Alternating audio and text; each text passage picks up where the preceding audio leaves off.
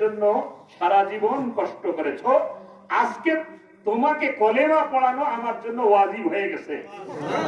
আসো তুমি আমার সাথে উচ্চারণ করো লা ইলাহা ইল্লাল্লাহ মুহাম্মাদুর রাসূলুল্লাহ।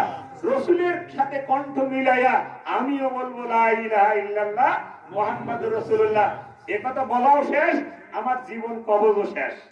এটার নাম ইমানি মৃত্যু। ভাই এখন বলেন তো, আপনি যে নেতা মানেন, ওই নেতা মৃত্যুর সময় দেখা দিতে পারবে না?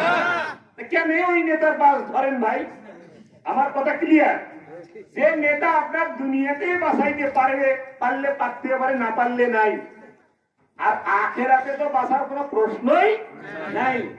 এবার দেখেন, এখানে হুজুর আছেন, সহিহ বুখারীতে 5টা হাদিস আছে, কবরে 3টা প্রশ্ন। কয়টা? 3টা।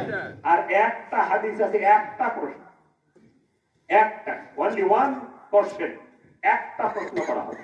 সেই প্রশ্নটা কি? নবীকে দেখাবে। কাকে? নেতা দেখাবে, বলবে মা কুনতা তাকুল হাযার রাসূল, এই লোকটা চেনো? ভাই মৃত্যুর সময় যে রাসূলকে দেখছে, কবরে চিনতে তার কোনো কষ্ট হইবে না? সঙ্গে সঙ্গে বলবে হাজা নবিয়ানা মুহাম্মদুর রাসূল। ভাই ওইখানে যদি তোমার নেতা